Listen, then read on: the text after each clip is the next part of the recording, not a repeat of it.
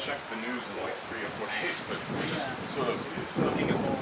I don't think it makes much difference. It's quite a lot of light. Oh, that makes sense. Hurricanes and things don't come here usually. Yeah. West, that's the water.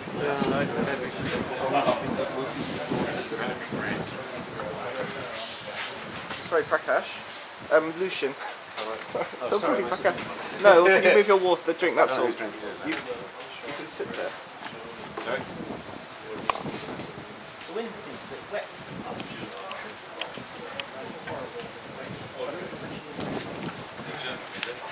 What's that?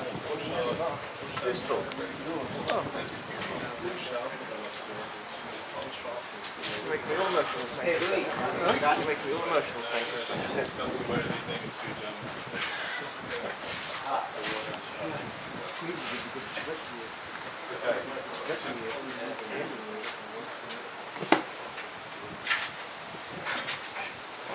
Jamie might make a landing. Right.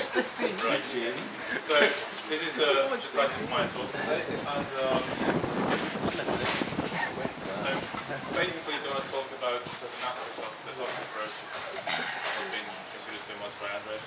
That's all the values of physical quantities and these objects that shows up there, and that it's somehow related to the visible Proposal for what? to non-relative physical quantities. But Louis, can you speak a bit louder? You don't hear right, your okay, ears. sorry.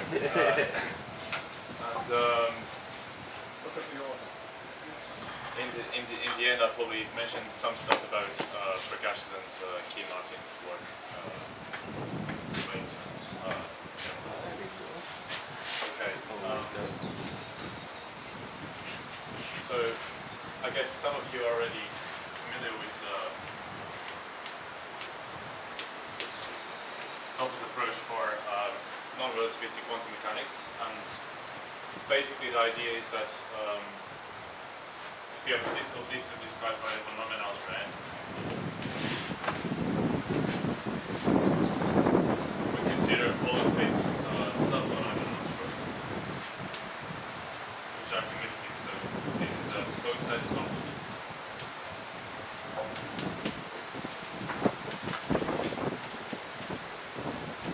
commutative sub-phenomenal of M. And so the idea in this version of the Topos approach, they consider the topos of pre-sheaves over this closed set.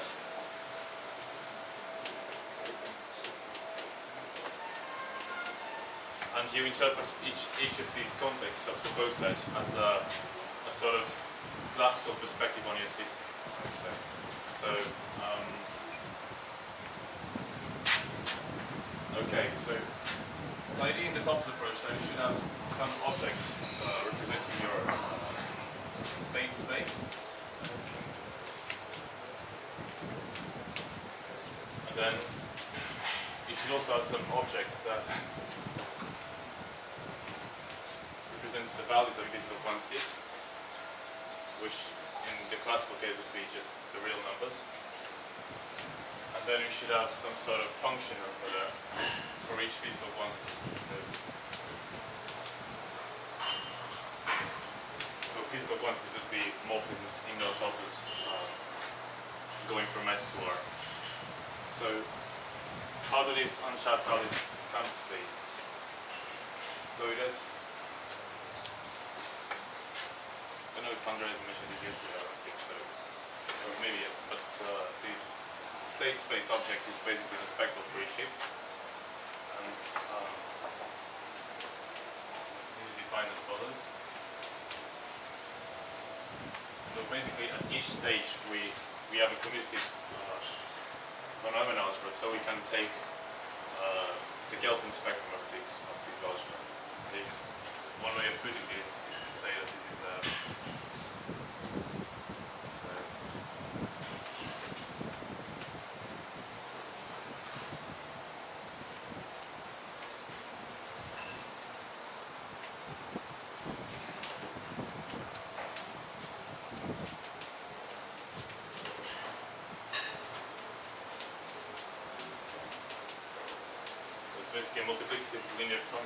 functional from the algebra to the complex numbers. That's sort of the view. And so the inclusions are doing are done tricking. So what does it say multiplicatively? I don't have so multiplicative linear functional. Oh, Yeah, an algebra. That's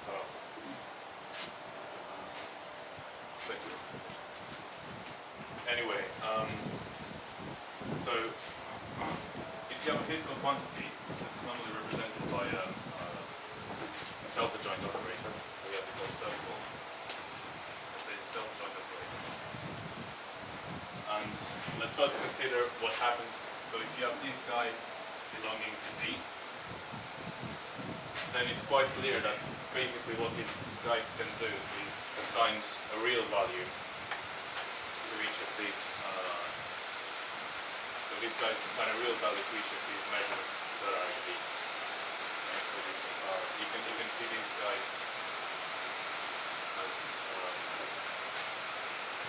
saying what the value is for each physical quantity. So in this case, it's quite simple. Okay, so the issue, right, when we want to talk about a physical quantity, which is not in V, it's not in this context V, and we want to make these morphism work, so we should somehow be able to give some sort of value for each physical quantity at every context in a way. So the way this is achieved, Why do you want to do that?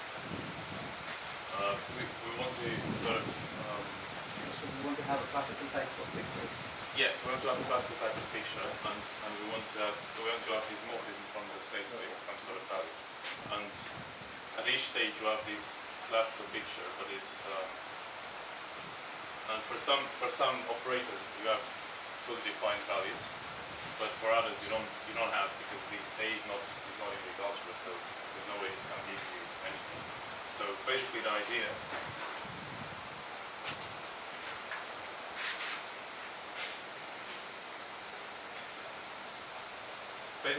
is that we find some operators in this algebra V that sort of approximate A. And so we find a lower approximation and the upper approximation with respect to the spectral order. I'm not going to go into too much details about these, but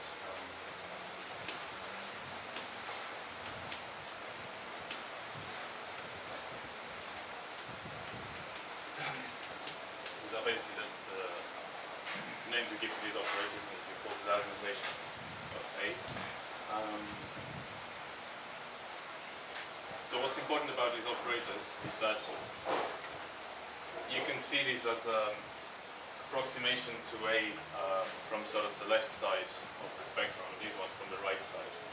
And also you can note that if you just take a quantum state and you look at the probability distribution of just this measurement or that measurement, then these would be slightly to the left. It would be to the left of the probability distribution for A.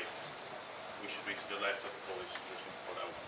So to the left meaning, sorry? Can I get an example? So supposing my von Neumann algebra consists of, let's say, Jx, the x component of angular momentum. Okay? Then I want to look at Jy, which of course is not in that von Neumann algebra, because it doesn't commute with it. So what would be the Lassonization of Jy? That's an extreme Just, example. yes, They're can we just complementary. yeah.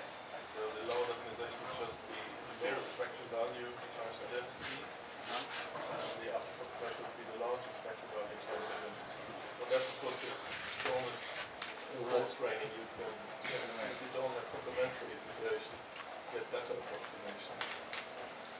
So the minimal amount of information you extract is really minimal value of the spectral maximum value of the spectrum.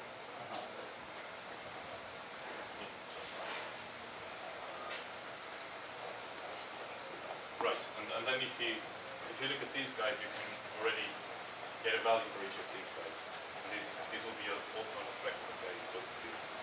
And so basically, we consider these as being the Unsharp value that this operator A has from this classical perspective V. So basically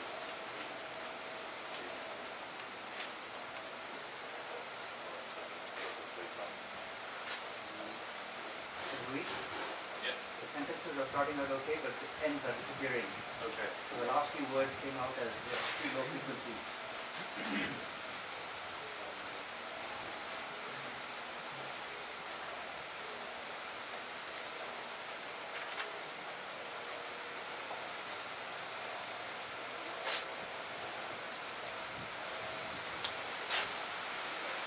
So basically what he got now is that we can map these these signal beats to intervals.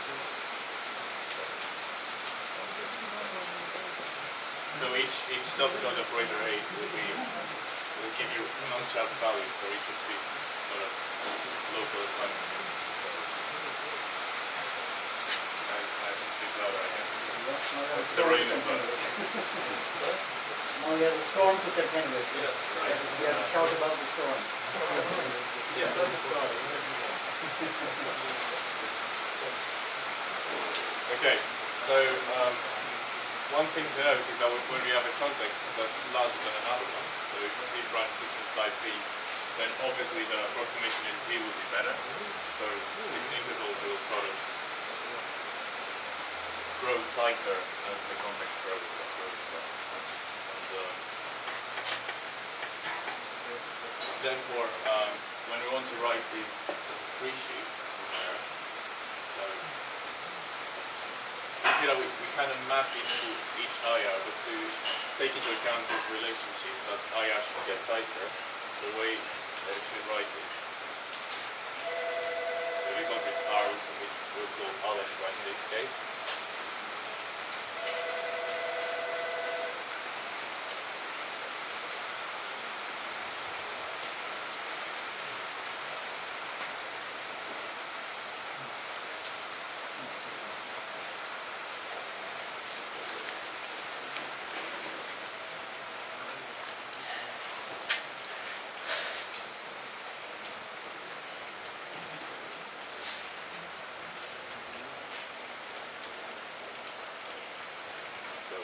Quite clear what it is. So it's basically at each point V we give the interval for all the lower contexts, and we require this property that's sort of the left hand points of the interval have to grow and the right hand points have to decrease so that your interval gets tighter. Is that the thing we were talking about last night? You were saying you thought wasn't actually the interval and then on the context of these. Right. Yes. Yes. I'll just get to that. So are these open intervals? So these are just pairs of functions, but you can also see them as pairs of intervals. functions. So basically, you can also see these as a single function to the interval domain, which is another thing. And so try to get there now.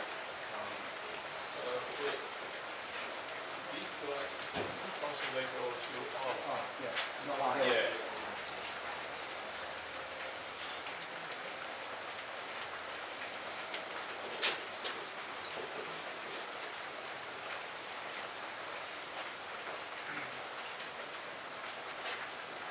Okay. Yeah. So I'm not sure if anyone's familiar what the interval domain is or what the domain is. I guess. I think we can assume domain, but we should explain interval domain maybe. Okay. Yeah, so I'll just write that anyway. So the domain is a DCPO, which means that every directed set has a primum.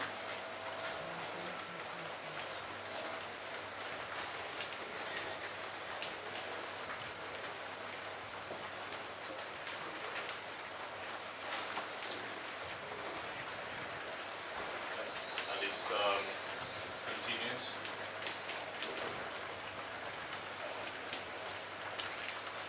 Okay. Yeah, and this basically means that for all x in your coset, if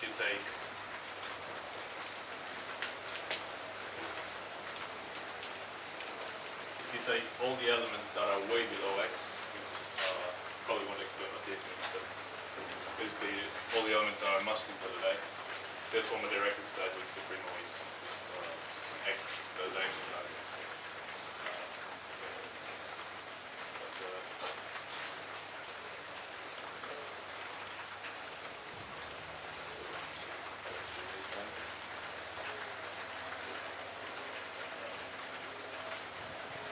and it's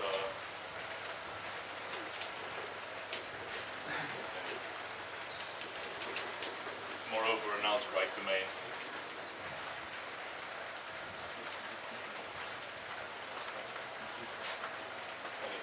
Any questions? It's moreover an algebraic domain if so.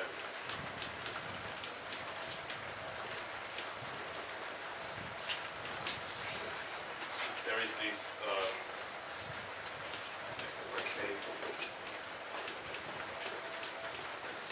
if all the smaller elements are compact are enough, and this compact means is an element that is sort of finite because it's sort of way below itself.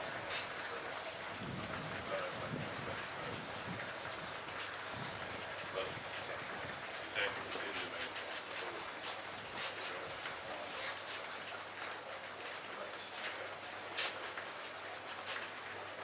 So what is the integral domain then? The integral domain is very simply, so we have the set of those integrals.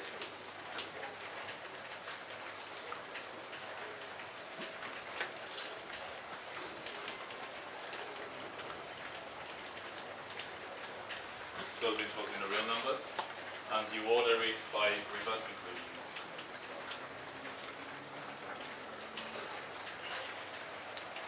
So this means that if you, in the order in the integral domain, if you get a sharper integral, so a smaller integral, it actually will be larger. So it means that it's a tighter approximation. Do you assume a bottom point for the whole of the real line? Sorry? Do you assume a bottom point as well for the whole of the real line? You can't, but you don't really need. So, you don't really.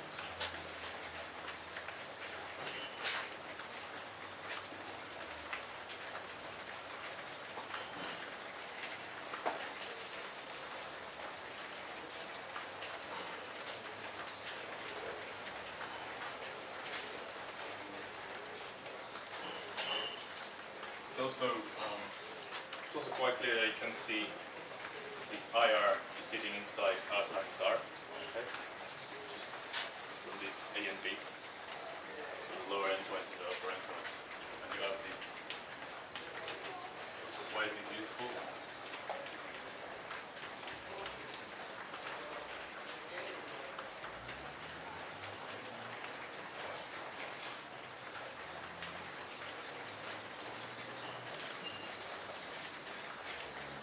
Basically the product diagram going through IR. So any function here would be f minus x.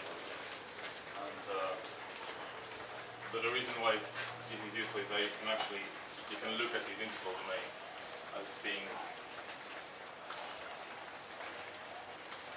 sort of coming from these two domains. So R with this, so R with the usual order and R with the other order. So this explains how everything goes in the integral domain, and also topologically, if you look at the Scott topology in the integral domain, this will basically be so here this corresponds to the lowest semi-continuous topology, which is basically topology generated by these guys, and here we have the upper semi-continuous topology.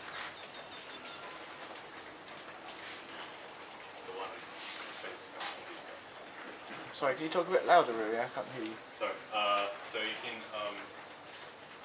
so the Scott topology in IR can be seen as coming from the lower semi-continuous topology in that copy of R and the upper semi-continuous topology in that one over there. Okay, so for example, this function will be Scott continuous if this is if these two functions that give the left endpoint and right endpoint would be respectively lower semi-continuous and upper semi-continuous. Right. Yeah, another point about this is that you take maximal elements of the interval domain. And these are basically the intervals like this, so you can sort of see that in just the real numbers. So there's a bijection here, and more importantly, this is a topological homomorphism. So if you take the subset topology coming from the Scott topology, this would be just the usual topology. And these, so a sort of general version of these things shows up in your work with key. You come from any bicontinuous exposed set, you get these things.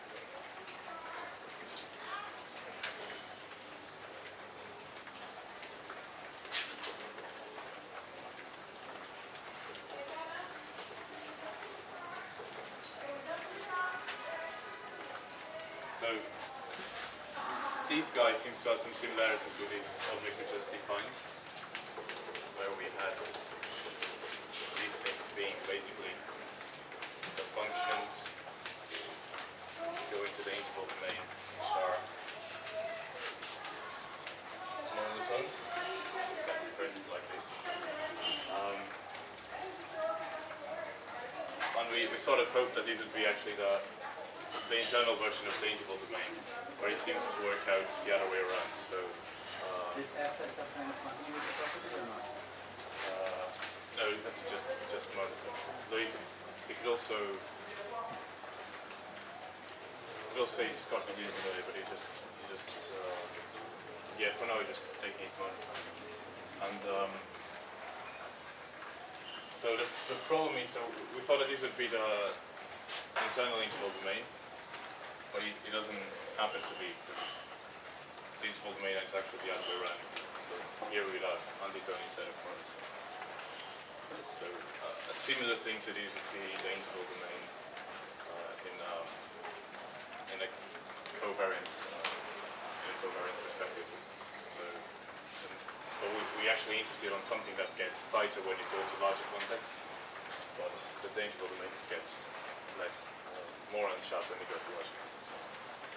So I didn't understand this. okay.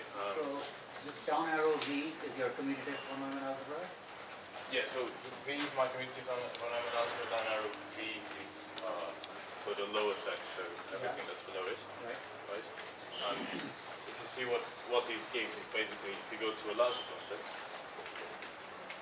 right, and this is monotone, so you get a sharper interval. Yeah. Right? Yeah. And so that's what we want and that's what we get here. But if you try to define the interval domain internally in the topos, so basically coming from the lower dead king-cast and upper dead king-cast, so lower reals and upper reals, what you end up as having is basically the same thing, but F would be antitone. That's sort of the opposite of what we would like to have in this situation. So I guess I'm not really understanding what it means to define the interval domain internally. Oh, okay. Yeah, you basically can define. So you basically can define constructively what a lower dead king cut is, right? And so you can interpret these in these particular topos, and these would give something that's. So at each point, this would be some function from the lower set to R that is antitone, and similarly, if you define upper dead king cuts or upper reals, you would have these sections would be a function of the other way around. That might not be the only way of defining the interval domain inside the topos. Yeah, that might be true. Because these notions often ramify. I mean, you can get several notions of real for a start. Yeah. Okay. I mean, for example, you could have a localic description of the interval domain and see what that means.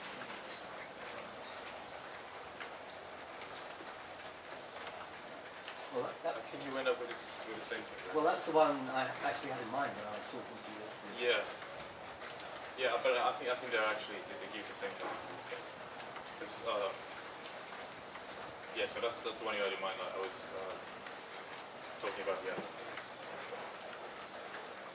So both of them give the same thing. So it's not this object.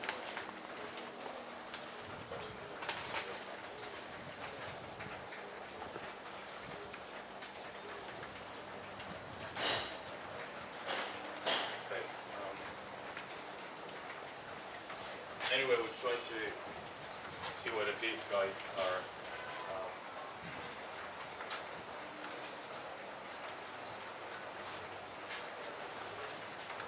okay, there's also the internal question of whether these guys are internally a domain, and we're not sure about it, but yeah, so it's not even clear whether that's true, but anyway, we just okay, there's a few more things I want to say. So basically, whether these guys just looking from the outside, so we look at each of these contexts, or we can look at each of these, we can look at the global sections of these array as well.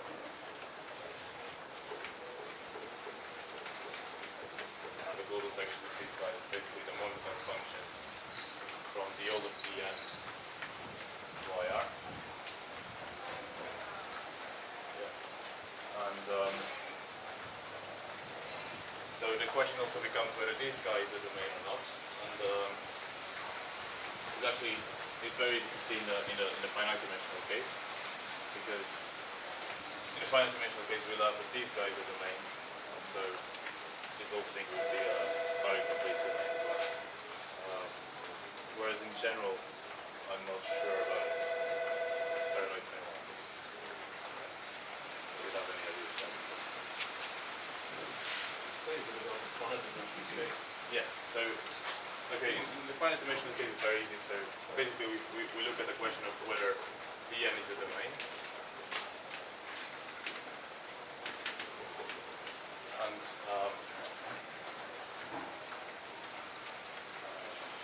okay, so it's clear to see that if this is true, then this one would also be a domain, because this is one complete domain. Yeah. But anyway, this question could be interesting in itself, because it would mean that certain difficult contexts would be approximable by easy contexts in a way, in particular if it's an algebraic. What's the difficult context and an easy context? So an easy context would be something that looks like a matrix function. So that's easy to say. Right? So anything generated by a clear set of projections. And, yeah, so If you're interested in the domain structure, are you looking at monotone rather than continuous? If you're interested in the domain structure, are you looking at monotone rather than continuous? yes. Right, I should be writing it. Okay. So yeah, so there's just a fine point here is that we can actually take all of these to be Scott continues over there, and these would still be good for our proposition, right? And that's where you can actually have domains in the sort of sub-regime of our left right where you get Scott continuous functions. This one, the sub-regime, and it's actually enough. You don't really consider all the whole thing, and but that's the one that would become a domain of PWS. Whereas all the features of DCPO anyway, so yeah. Okay, so what happens with this question of whether VFN is a domain? And this is quite clear from the so it's quite clear that this is DCPO. So basically, if you take a direct set S, you can sort of take the union of it, and then take the algebraic closure of this union, and then you push basically the union because the set is directed, and you can take the weak closure, so the closure of the weak closure, and you get the smallest mononomial algebra above it. Or this is actually the same as just saying you take the union, and then you take double commutant. Okay, and so, and it's also clear, particularly from here, that this is, so if all of these are commuted, it will still be commuted, so it's going to apply here. And in this case, it's also true. It's sort of, in general, because the operations in the algebra are separately continuous. I don't have von Neumann algebra that I can look at anymore. Okay. So the commutant is the set of all things that commute with the set you're looking at, correct? Yeah. But if you've got commutative von Neumann algebra, isn't that always everything? No, because this n is not commutative, right? So it's totally commutative. Yeah. So you just. So this n is not commutative. This N n is not commutative. You're looking at the. I'm looking at the full commutative. set of Yeah, of commutative commutative algebras. subalgebras. So that's when what. okay. Yeah. So this generates sort of the smallest von Neumann algebra. Right. And so the other, you can also see these as just basically taking the algebraic closure and then the logical closure and the weak topology. Basically because the operations are separately continuous on these things, then this would be close. So these guys are easy here, just pretty easy to see. And it's also, so the finite dimensional case is actually also very easy to see because all of these guys would be compact, so you get an algebraic domain in that case. So the problem arises when n is infinite dimensional. And in this case, I don't quite know the answer, but I suspect it's not a domain. And, it's still is yeah, but I suspect it's not a domain.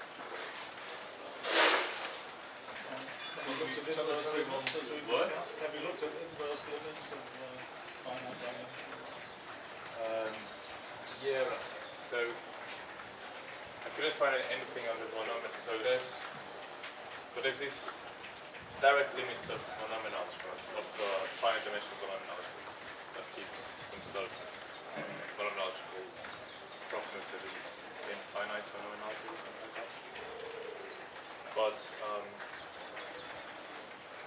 yeah, but I don't think these guys preserved in the, so these limits are preserved in these, in going from these guys to the, so from the von Neumann algebra to the Boltzmann.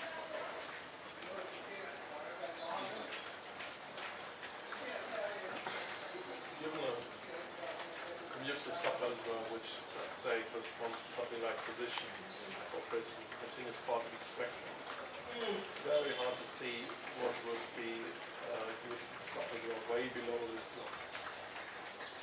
It's just hard to say, at least we don't do it. So, okay, there's a point here. So if this guy would be a continuous domain, then basically the finite dimensional things that sit in there would be compact. So I think, so this means sort of that if this is a continuous domain, then it's also an algebraic domain. And it's probably, yeah, so it's probably not continuous because it doesn't seem to, yeah. Does it have any other properties other than just being algebraic? Sorry? Does it have any other properties other than just being algebraic? Which one? Finite dimensional one. Finite dimensional one. It's closed under intersection. Yeah, it's closed under means, It's so it's complete. All right, so that will always be true, that it's a Scott domain, like an algebraic. But assuming yeah, in the that, finite dimensional case, right? But in the infinite dimensional case, you said if it's continuous, then it would have to be algebraic. Is that right? Yeah. All right, So he's also close to intersections. All right, so do you know what the maximal elements look like? What they would be? I mean, whether it's a domain or not. Do you know? Yeah.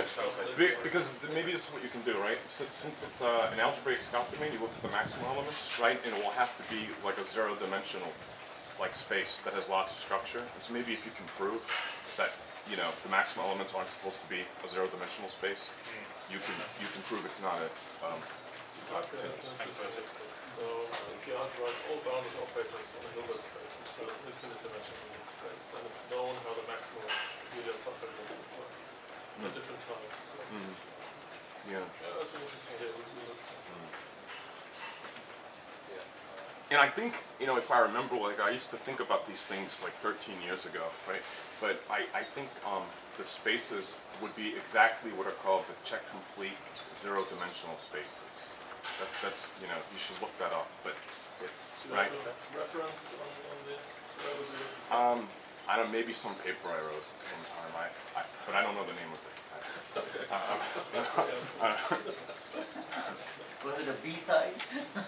No, but actually there is stuff about this case in B-sides, but maybe not the theorem you want.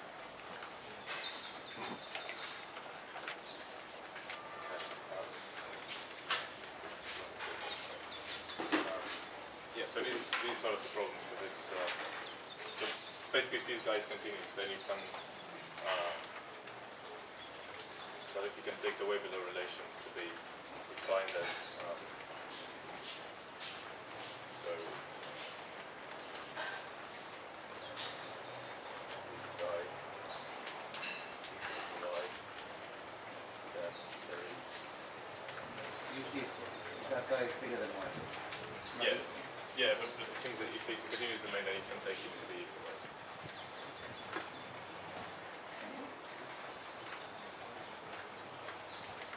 Sure that you can do that really. So basically, so this is usually written like this, right? Yeah, if it's continuous, then those If are it's equivalent. continuous, then this would be Bigger than y, not less than y. yes, bigger than that. But if it's continuous, you can take that to be equal, and that's why if you're in a continuous domain, then if you just consider some sort of matrix algebra, so something generated by a finite number of emitting projections, then this would be way below itself, so it would be compact. And also the projection generated phenomenon, so it would be, and they form a directed set as well, so it would be an algebra as well. So that's why I tend to think that it won't be a domain, because yeah, I think algebra is too strong for it to be true.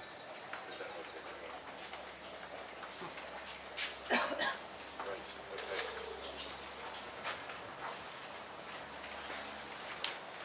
Yes.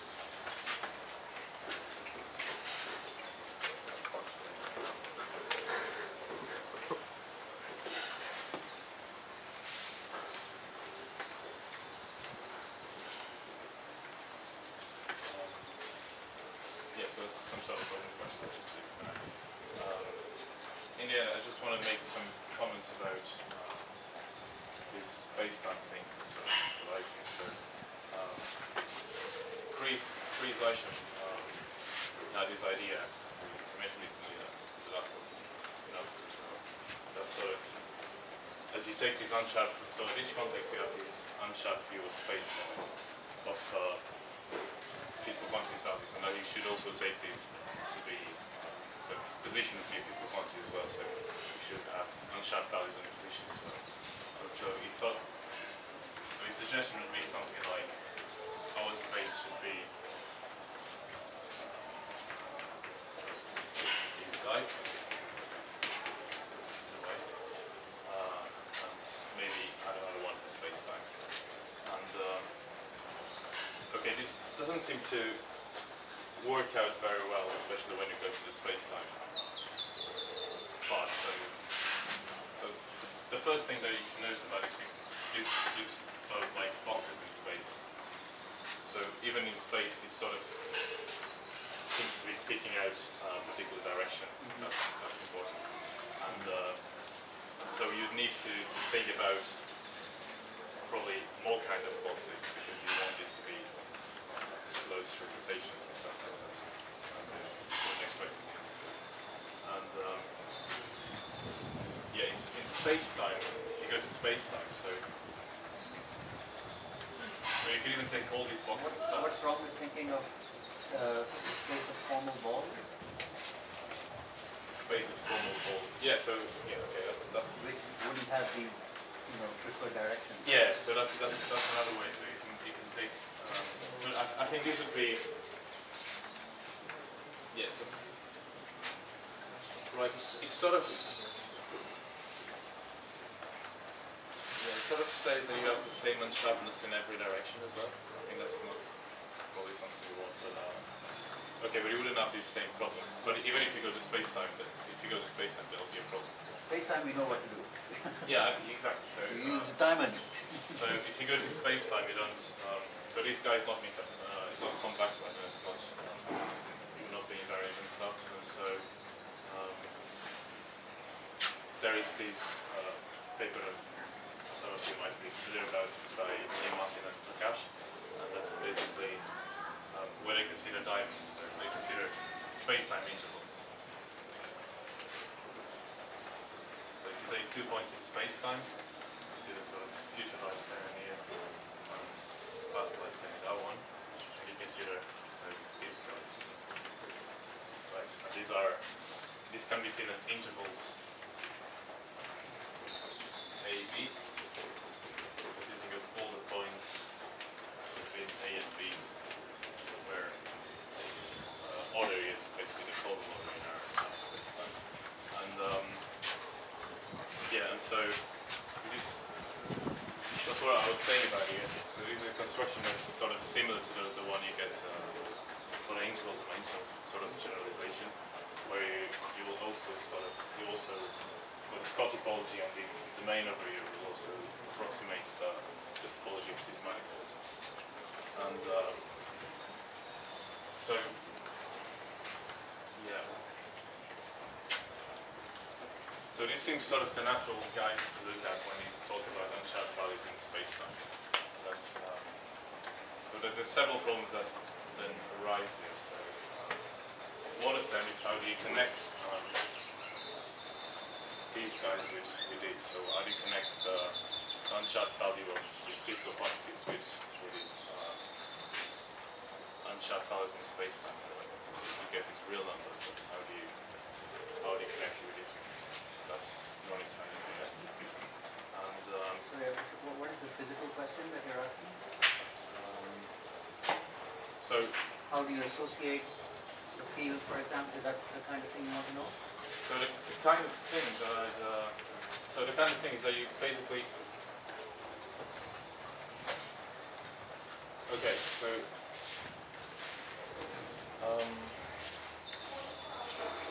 yeah, there's several questions here. So there's if what we were doing before, you kind of arrived to this thing that every physical quantity would have this Unsharp value in the real numbers. And then this wouldn't translate directly here, so there's something different that needs to be done. But still, it looks. So one thing you can think about is this. HUFT business, right? So where you get different algebras for different regions of space-time, and in this case, you could. So that's one thing to look at.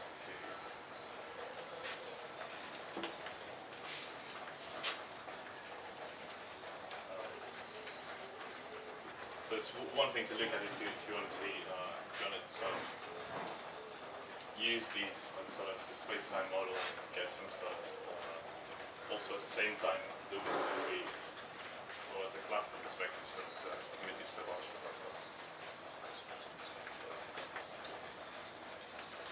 So he defined these things called measurements. Yeah. These are quantitative measures of the uncertainty. Are those kinds of things you want to use to describe physical quantities on space-time?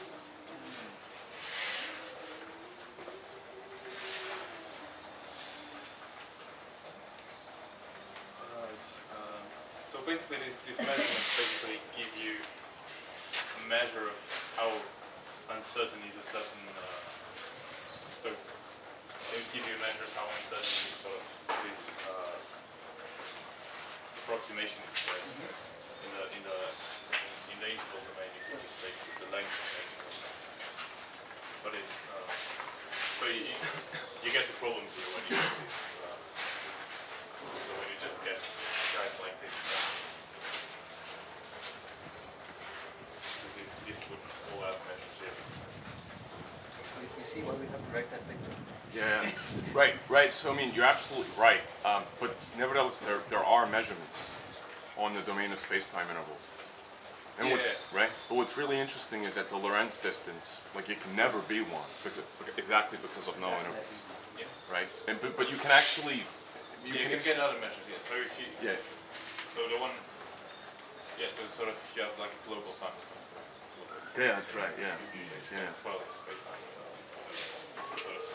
And you know, you can actually explain the difference between these two as measures that have different types of continuity, like with respect to different topologies.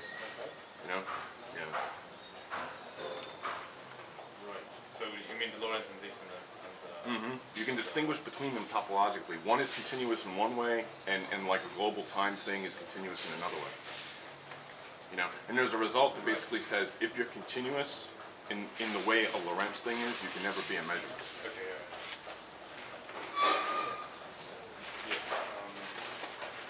right, so the thing I was saying is that how do you really sort of so if you get these, we got these guys as being sort of from a certain perspective, you get these Unsharp values there, and then you want to translate these to give something of space-time as well. So these are the things not entirely clear, but I think should be something we should discuss later. Definitely. Is that the end? Yeah, I think I'll stop. Okay, thank you. You got us back on track with respect to time. So, space-time even. Would you, anybody have any questions or comments? I just have a weird comment for him. I don't know if it would be of help. You know, like I'll be honest, people around here know that I don't really know about what a topos is, or like, you know, things, categorical things beyond a certain level. I don't know them, right? You know, but when you were talking about trying to like construct the interval domain, like internally, right? And it seems to me you'd probably be looking for different views of what it is. So here's an idea about what it is, right? You can think of it as a bunch of strings. Okay, so you know, think of like, for instance, binary strings. Like first, you know, the empty string 0, 1, and then just keep concatenating until you get a bunch of infinite strings, right? Now that domain, right, the domain of strings, it embeds in the interval domain, right? But in such a way that it preserves algebraic structure as well. Okay, all right, and now think of strings with 3 elements. Okay, and where you use 3 symbols, okay, and then strings with 4 and 5, and just keep going, like that, right? All right. In some sense, the interval domain is like the smallest thing that would contain all of the strings over an infinite alphabet. All right, and I don't know if that view would help you do what you want, but that's a completely different view, like about what it is. That involves algebraic structure as well. Order. That's interesting. The smallest domain that with all those things embed. Yeah. Yeah, it's like, let me be more precise, the smallest continuous one. Okay, and I don't mean continuous in domain theoretic sense. Right. I mean in like metaphysical. Right.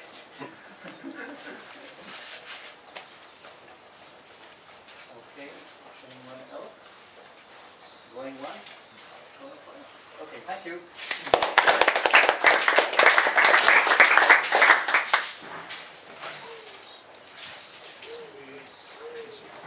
So we resume at 10:15 with Johnny. Is Johnny next? Johnny's next. Okay. You're going to torment him for 15 minutes? I'm going to give him his space.